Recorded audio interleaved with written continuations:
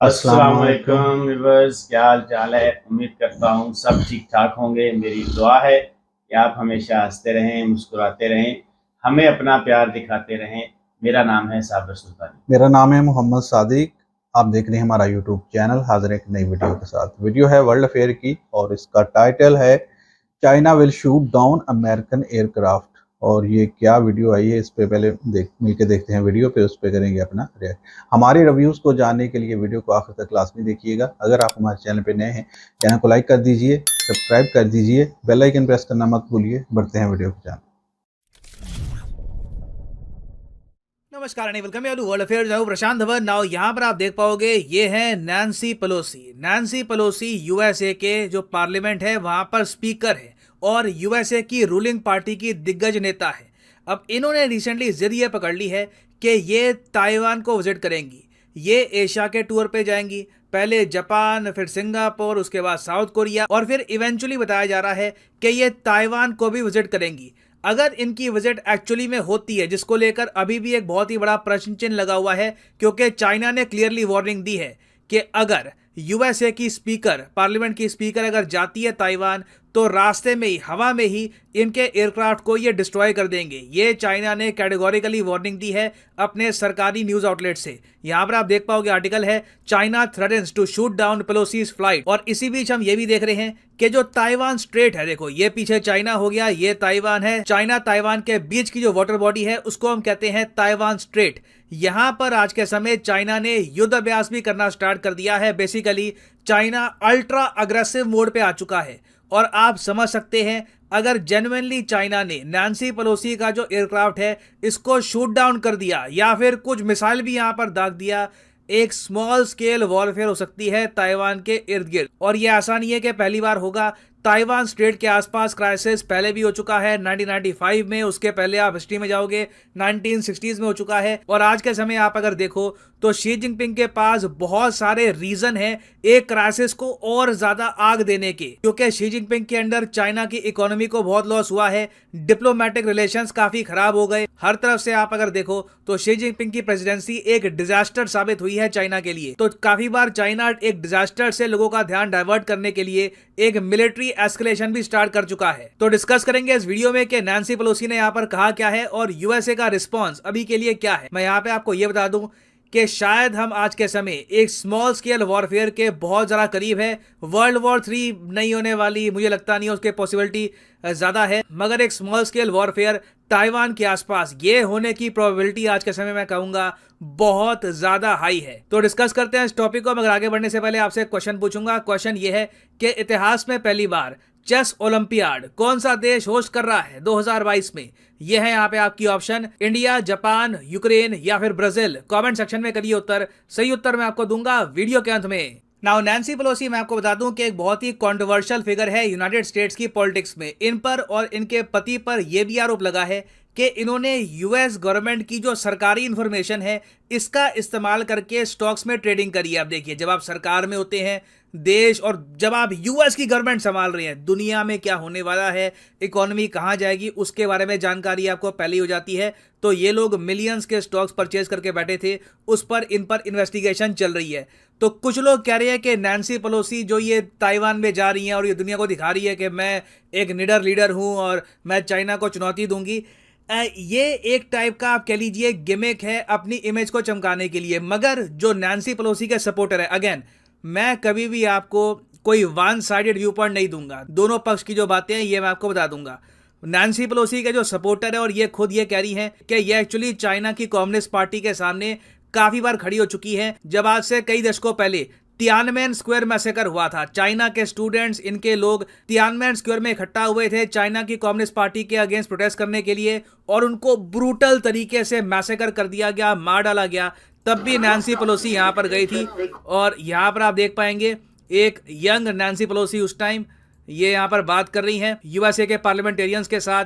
और बहुत ही जल्द चाइना के यहाँ पे सिक्योरिटी ऑफिसर्स आ गए और इन्होंने जो भी कैमरा था यहाँ पर सीएनएन का ये छीन लिया। ये एक हिस्टोरिक फुटेज है अपने आप में। तो मैं ये भी नहीं कह सकता कि नैन्सी पेलोसी का कोई इतिहास नहीं है चाइना से रिलेटेड, इन्होंने कभी चाइनीज कम्युनिस्ट पार्टी के अगेंस्ट कुछ बड़ा स्टेप लिया नहीं है, बट हम इस बात को भी इग्नोर नहीं कर सकते कि स्टॉक ट्रेडिंग को लेकर इन पर और इनके पति पर इन्वेस्टिगेशन भी चल रही है। ना अगर हम बात करें चाइनीज साइड की, तो चाइना में बहुत ज्यादा पैनिक मचा हुआ है नैन्सी पेलोसी की विजिट को लेकर, क्योंकि अगर ये विजिट हो जाती है, ये ताइवान में जाती है, तो ये अब तक की सबसे बड़ी यूएस ऑफिशियल होंगी जिन्होंने विजिट किया है ताइवान को। This will be a massive massive statement.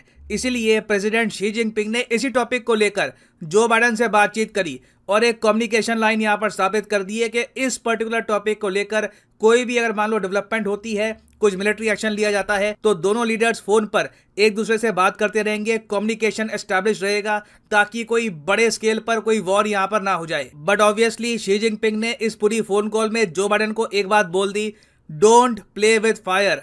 USA आज के समय आग के साथ खेल रहा है। अब यहाँ पे आप कहोगे आग के साथ खेल रहा है, ये शी जिनपिंग क्यों कह रहे हैं? देखो, चाइना का सरकारी मीडिया ये कहता है कि नैन्सी पेलोसी जब जाएंगी ताइवान में तो ये यूएस मिलिट्री के प्लेन में जाएंगी, और चाइना के हिसाब से ताइवान इनको बिलोंग करता है, तो इन्होंने ऐसा तर्क बिठा दिया है कि बेसिकली यूएसए का मिलिट्री प्लेन चाइना के एयर स्पेस को वायलेट कर रहा होगा।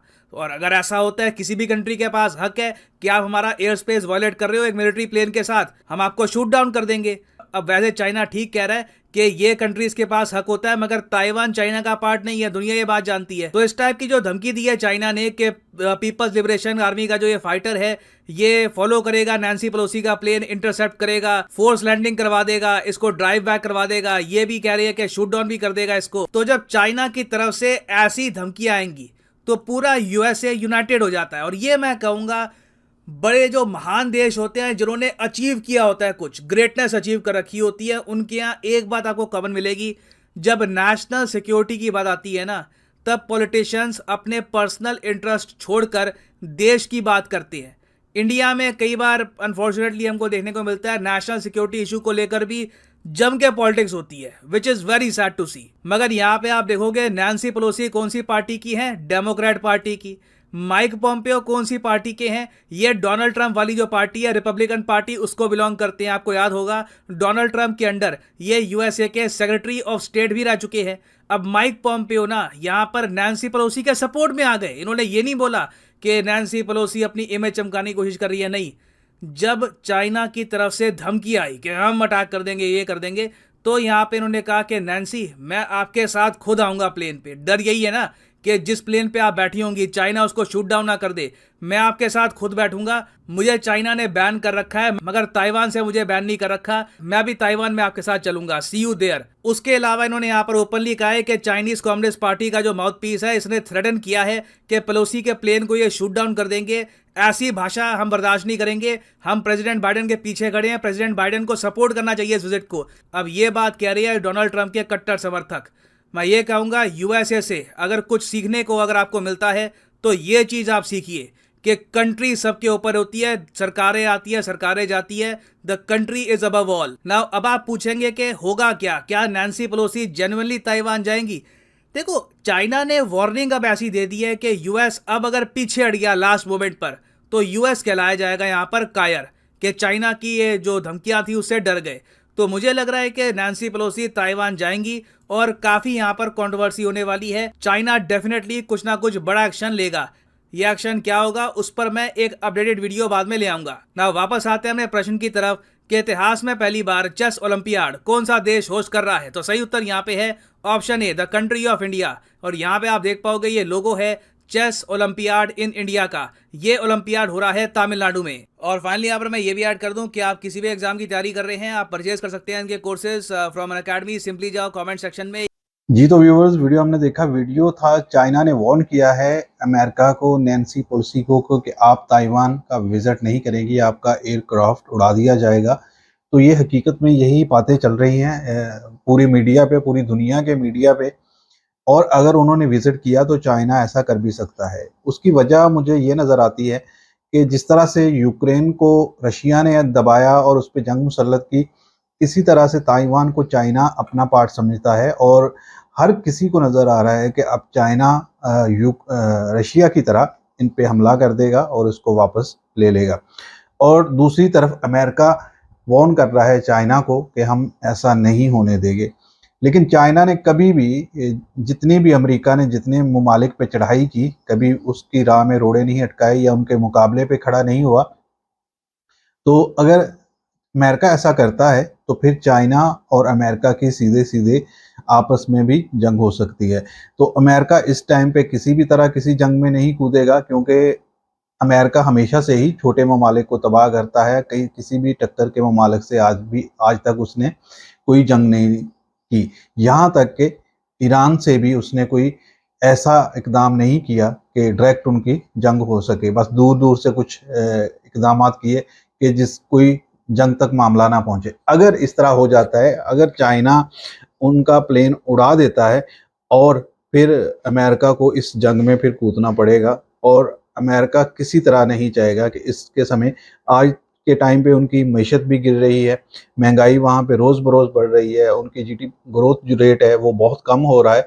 और चाइना में भी कुछ हालात इतने इस टाइम अच्छे नहीं हैं।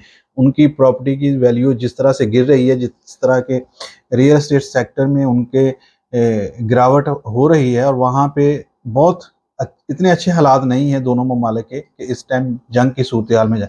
लेकिन अगर वो करते हैं ऐसा और वो जाते हैं ताइवान के लिए, तो डेफिनेटली चाइना वो उनका क्रैश कर देगा प्लेन।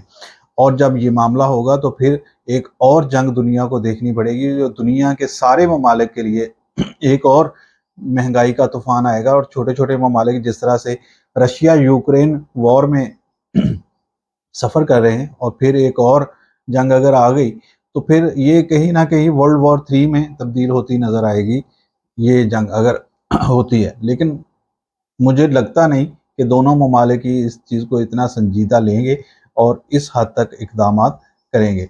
और दुनिया को जंगों से बचना भी चाहिए।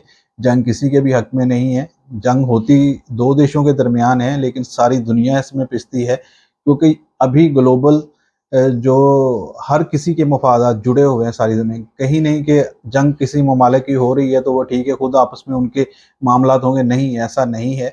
वो खुद तो तबाह होते ही हैं, लेकिन सारी दुनिया को साथ अपनी लपेट में ले लेते हैं। अब जिस तरह अमेरिका और चाइना एक बहुत बड़ी रियासतें हैं दोनों ही, अगर दोनों के दरमियान जंग होती है और फिर ये छोटे छोटे ममालिक को तबाह कर देगी ये जंग, तो ये जंग नहीं होनी चाहिए।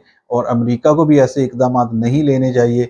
और जिस तरह लोग उसकी सपोर्ट में खड़े हो गए हैं, वो नैन्सी हम आपके साथ हैं, इस तरह के भी जो ये बयानात भी इश्तियाल अंगेज होते हैं। और देखने को तो ठीक है आप सपोर्ट कर रहे हैं अपनी लेडी को, लेकिन ये एक इश्तियाल अंगेज बयानात होते हैं दूसरों को भड़कावा देने के लिए। इससे चीज़ें और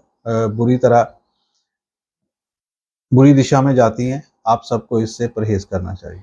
बिल्कुल जी, ये देखें, अमेरिका और चाइना की जंग नहीं होगी। अमेरिका बहादुर जो है वो अब खुद टूटने वाला है, और वो जो आखिरी जब दिया फड़फड़ाता है बुझने से पहले, तो वो अब अमेरिका का हाल है। अब वो ये चाहता है कि जो ताकतें मुआशी तौर पर मेरे सामने आ सकती हैं, मैं उनको किसी न किसी तरीके से ना कहीं पे उलझा दूँ। जिस तरह से उसने रशिया को यूक्रेन में उलझा दिया है, और आज आप देख लें कि रशिया जो है ना उसकी हालत क्या हो गई है, और वो छोटे से मुल्क के साथ जो जंग है और वो दुनिया के ऊपर उसका कितने असरात हुए हैं। तो अब अमेरिका चाहता है कि किसी तरीके से, अगर हमें किसी एक नैन्सी पेलोसी जैसी लेडीज़ की कुर्बानी देनी भी पड़ती है और एक जहाज़ तबाह हो भी जाता है तो कोई बात नहीं। इससे क्या होगा, चाइना जो है वो ताइवान के साथ जो है ना वो इन्वॉल्व हो जाएगा, और वहाँ पे वो लगा रहेगा, और उसकी मैशत जो है वो पहले ही नीचे जा रही है, और वो उसके ऊपर और ज़्यादा मनफी असरात होंगे। तो लिहाजा अमेरिका की जो सुपर पावर है उसके रास्ते से एक और जो है ना रोड़ा वो पीछे हट जाएगा, और उसका रास्ता साफ हो जाएगा, और वो और चंद मजीद सा है ना वो दुनिया पर हुक्मरानी कर सकेगा। तो ये ऐसी चीज़ें हैं, ये अमेरिका बहादुर जो है ना, लोग अब दुनिया को समझ आ जाना चाहिए कि ये सिर्फ खुद आप वहाँ पे नहीं लड़ता, ये दूसरों को इन्वॉल्व करके एंगेज करके और वहाँ की जो मैशत है उसको तबाह करके फिर निकल जाता है। आप किसी भी जंग में चले जाएं, जिस जिस मुल्क को भी अमेरिका ने तबाह किया है, इसने खुद वहाँ पे जाके कुछ भी नहीं किया। ये इनका अपने इत्तेहादियों को भेजता है, या वहाँ के ममालिक के साथ इत्तेहाद करके, जैसे पाकिस्तान के साथ इन्होंने किया, अफगानिस्तान की जंग लड़ी, तो उसके ऊपर भी इन्होंने सारा जो देखें, अफगानिस्तान को भी तबाह कर दिया, पाकिस्तान को भी तबाह कर दिया मुआशी तौर पर। तो अब ये क्या कर रहा है कि अब ये देख रहा है कि जो मुआशी तौर पर आगे बढ़ रहे हैं दुनिया में, अब देखा जाए तो इस वक्त जो है ना चाइना जो है वो अमेरिका के बराबर है। तो अब वो चाहता है कि किसी न किसी तरीके से ये जो उसकी तरक्की की राह है उसको स्टॉप किया जाए, उसको रोका जाए। तो किस तरह रोक सकते हैं? वो इसी तरह रोक सकते हैं कि उसको किसी न किसी इस मामले में उलझा दिया जाए और देखा जाए कि देख बिल्कुल जी हम इस मामले में इंटरफेयर भी नहीं कर रहे और चाइना जो है ना वो ताइवान के साथ जंग में शामिल हो जाए। जैसे साउथ कोरिया को आपस में वो लगा रहा है, उनको भी आगे नहीं बढ़ने दिया। पाकिस्तान इंडिया को आपस में उसने लगा रखा है। अब यूक्रेन और रशिया को उसमें इन्वॉल्व कर दिया, पहले रशिया अफगानिस्तान में इन्वॉल्व रहा है। तो अब ये चीज़ें हैं कि ये जो एक ਪਿੰਡ ਦਾ ਚੌਧਰੀ ਹੁੰਦਾ ਨਾ, ਦੂਜਾ ਚੌਧਰੀ ਉੱਠਦਾ ਪਿਆ ਹੋਵੇ ਉਸ ਨੂੰ उधर आपस ही लड़वा देते हैं इस वास्ते। ये चीज़ें करते हैं अमेरिका वाले। और ये बहादुर इतने हैं कि 18-20 ममालिक से कम मिलके नहीं, किसी भी छोटे से मुल्क पे भी हमला करना हो तो 18-20 ममालिक को मिलके के एक अकेला कहीं मारा ना जाए जाके। इतनी बहादुरी है इनमें। अगर इतनी हिम्मत है चाइना के साथ लड़ने में तो हम भी देखें दुनिया में कि वाकई कोई सुपर पावर रही है अमेरिका के नाम की और उसने ये जंग जीती है। और ग्राउंड रियलिटी पे हम देखें कि वाकई चाइना में कितनी ताकत है और अमेरिका में, लेकिन होगा नहीं ऐसा। और ये दुनिया में किसी के हक में भी नहीं है। और अगर अमेरिका आता भी है तो फिर साथ मिलाएगा 15-20 ममालिक को और फिर जंग की तरफ जाएगा, ऐसा नहीं होगा। बिल्कुल, अब चाइना को भी इससे जो है ना वो देखना चाहिए कि अगर वो अमेरिका के और रशिया यूक्रेन वॉर में भी कई छोटे ममालिक पीछे हट गए थे, उन्होंने शामिल नहीं हुए अमेरिका की इस जंग में और उन्होंने ना उनको रास्ता दिया ना यूक्रेन के साथ खड़े हुए। जिस तरह से अभी ये सारे कर रहे हैं, वो माइक पोम्पियो कह रहा है कि हम भी आपके साथ है, मैं भी आपके साथ जाऊंगा। इसी तरह इन्होंने यूक्रेन के सदर को भी कहा था टेंशन नहीं लेनी, हम आपके पीछे हैं। और ये जब पीछे उसने मुड़ के देखा तो पीछे कोई भी नहीं था, बेचारा रोता रहा कई दिनों तक कि मेरे पीछे तो कोई नजर नहीं आ रहा, मेरा हंसता बसता मुल्क उजाड़ दिया इन लोगों और उसने अमेरिका के कहने के ऊपर अपने जो एटमी हथियार थे वो जो है ना वो खत्म कर दिए। और फिर उसने जब देखा कि भाई अब ना यूरोप मेरे पीछे खड़ा है और ना ही अमेरिका बहादुर आया है, तो अब उससे भी ताइवान को भी सीखना चाहिए कि आप जो है अमेरिका की ईमा के ऊपर चाइना के साथ जो है ना वो तल्लुकात खराब, ताइवान को चाइना के साथ अच्छे ताल्लुकात रखने चाहिए, उससे उनको कोई नुकसान नहीं और उनका फायदा ही होगा। और ये जो चाइना क्लेम करता है तो करता रहे, वो आप पे कब्जा थोड़ी कर रहा है। आप उसके साथ बेहतर अच्छे ताल्लुकात रखें, बल्कि फायदा उठाएं चाइना का, उसके साथ अच्छे ताल्लुकात बना के रखें। बड़ी मार्केट है, आप तो इतने से मुल्क हैं, ठीक है, छोटा सा जजीरा है, आपको उससे फायदा उठाना चाहिए। आपको किसी के कहने पे ऊपर किसी के साथ जंग नहीं लड़नी चाहिए। आपको अपनी आवाम के लिए, आपके खित्ते के लिए काम करना चाहिए। और अमेरिका बहादुर जो है वो किसी न किसी तरीके से चाइना को एंगेज करना चाहता है कहीं पे भी। अगर वो ताइवान में होगा तो ठीक है, नहीं तो आज मैं जो मेरा ख्याल है वो नेक्स्ट जो है ना वो इंडिया के साथ एंगेज करने की कोशिश करेगा। तो इन चीज़ों से बचना चाहिए। जंग कल मैं एक अपना सुन रहा था अपने टीवी पे, बहुत अच्छे तज्जियाकार हैं, उन्होंने कहा कि पाकिस्तान इंडिया के साथ क्यों अपने तल्लुकात को इतने ख़राब करता रहा है और कर रहा है और माजी में भी उसको सुधारने की कोशिश नहीं कर रहा, क्योंकि इंडिया पाकिस्तान के साथ एक इतनी बड़ी मार्केट है। आपको उससे तल्लुकात बेहतर रखने चाहिए, उसके साथ अपनी ट्रेड को, सारी दुनिया से ज़्यादा आपको जो ट्रेड है वो फ़ायदा दे सकती है अगर आप इंडिया के साथ करते हैं। लेकिन आपने उसके साथ ही इतने तल्लुकात बिगाड़ के रखे हुए हैं कि आप उससे कोई फ़ायदा नहीं उठा रहे। तो यही चीज़ें हैं कि अगर ताइवान चाइना को छोड़ के अमेरिका की तरफ देखता है, दूसरे ममालिक की तरफ देखता है, तो वो खुद अपनी तबाही की तरफ जाएगा। और जिस तरह पाकिस्तान ने अपनी मीशत को तबाह किया हुआ है इंडिया को छोड़ के दूसरे ममालिक की तरफ उसने नज़रें रखी हुई है, और वहाँ से जब वो तजारत करता है और उसको वो बहुत महंगा पड़ती है वो तजारत, और इसलिए पाकिस्तान की तरक्की में ये भी बहुत बड़ी रुकावट है। हमें वो फैसले लेने चाहिए जो हमारे मुल्क के हक में हों, जो हमारे नेशनलिज्म पे पूरा उतरते हों। हमें अपने ज़ाती मुफादात, अना और इन चीज़ों से निकलना पड़ेगा। हमें जो इंडिया के साथ बहुत अच्छे तल्लुकात बनाने पड़ेंगे, वो किसी सूरत पे हों, किसी सूरत हाल में हों, वो हमें करना चाहिए। और इंडिया वही है जिसके साथ हमारा अलहदा हुए थे और कोई हमें दूरियां उतनी नहीं हैं। अगर हम सच्चे दिल से इसको कोशिश करें तो ये मुमकिन हो सकता है। बिल्कुल, जो मुतनाज़ा चीज़ें हैं उनके ऊपर बातचीत चलती रहे, वो जब हल हो जाएंगे तो वो भी अपनी जगह पे, और तजारत जो है वो होनी चाहिए। अगर हम दूसरी बात दूर जाके जो है ना वो तजारत कर रहे हैं, तो हम अपनी मंडियों से क्यों नहीं फ़ायदा उठाते, जिससे हमारी आवाम को फ़ायदा होगा। इसी तरह से इंडिया, मैं तो वही बात कर रहा हूँ, अमेरिका ने अब सबको एक दूसरे के साथ उलझाया हुआ है कि ये आपस में अगर ट्रेड कर लेंगे तो ये ताकतवर है, इनकी मईशत बेहतर हो जाएगी, लिहाजा इनको आपस में उलझा के रखो। अब चीज़ ये देखें, कभी इंडिया या पाकिस्तान की चपकलिश हो जाती है, कभी चाइना इंडिया की चपकलिश हो जाती है, कभी ताइवान और चाइना की चल रही है, नॉर्थ कोरिया साउथ कोरिया की चल रही है। तो इसी तरह से वो उसने उलझा के सबको, जिसकी मईशत आगे बढ़ने की कोशिश करती है उसको कहीं ना कहीं पे वो उलझा देता है, ताकि उसकी चुतराहट जो है वो कायम रहे। तो अब इन चीज़ों से अब मुल्कों को सोचना चाहिए। अगर हम जैसे एक नकारा से लोगों की ज़हन में ऐसी बातें आ सकती हैं, तो जो खारजा पॉलिसी के ऊपर जो मुल्क के लिए पॉलिसियाँ बनाते हैं उनके ज़हन में ये क्यों नहीं आता? शायद इसलिए नहीं आता कि अमेरिका बहादुर उनको जो है ना वो डॉलर के ज़रिए उनकी सोच जो है वो ख़त्म कर देता है, कि इस तरफ उनको सोचने नहीं देता। तो बिल्कुल ऐसे सोचना चाहिए। ताइवान को होश के नाखुन लेने चाहिए कि चाइना बहुत बड़ी मार्केट है। अगर अमेरिका वहाँ पे इतनी ज़्यादा ट्रेड कर रहा है तो आपको भी उसके साथ ट्रेड करनी चाहिए और इसी तरीके से आगे बढ़ना चाहिए। जंग किसी भी खित्ते के लिए ठीक नहीं है। अगर नैन्सी पेलोसी साहिबा जो है वो अब इधर से उधर से घूम के वो ताइवान जाना चाहती हैं तो उनको नहीं जाना चाहिए, लेकिन वो एक अपनी मुल्की पॉलिसी के लिए सारा कुछ कर रहे हैं कि उनकी एक पॉलिसी है कि हमने किसी ना किसी तरीके से दुनिया के अंदर कोई ना कोई इशू जो है वो खड़ा रखना है, ताकि एक इशू ख़त्म हो जाए तो दूसरा शुरू हो जाए, ताकि दुनिया की जो लोगों की तवज्जो है वो अमेरिका बहादुर की तरफ ना चली जाए कि देखिए अमेरिका ने किस तरीके से पूरी दुनिया को तबाह कर दिया है, लेकिन दहशतगर्द जो है वो फिर भी मुसलमान ही रहेंगे। अमेरिका बहादुर तो एक पूरा अमन मुल्क है। तो इन चीज़ों के ऊपर भी नज़रसानी करनी चाहिए। ताइवान को भी होश के नाखुन लेने चाहिए और चाइना को भी चाहिए कि वो आपका हमसाया है। आप चाहे उसको अपना ही हिस्सा समझते हैं, तो अगर आप उसको हिस्सा समझते हैं तो आपको प्यार से उससे बात करनी चाहिए, ताकि वो उनका लोगों का दिल करे कि हमने भाई चाइना की तरफ जाना है। जैसे हम कहते हैं इंडिया से, आप अगर चाहते हैं कश्मीरी आपकी तरफ जाएं तो आपको उनको प्यार मोहब्बत से ऐसी चीज़ें, ऐसी इन्वायरमेंट पैदा करनी चाहिए कि ताकि उनका खुद ही दिल करे कि हमने इंडिया की तरफ जाना है।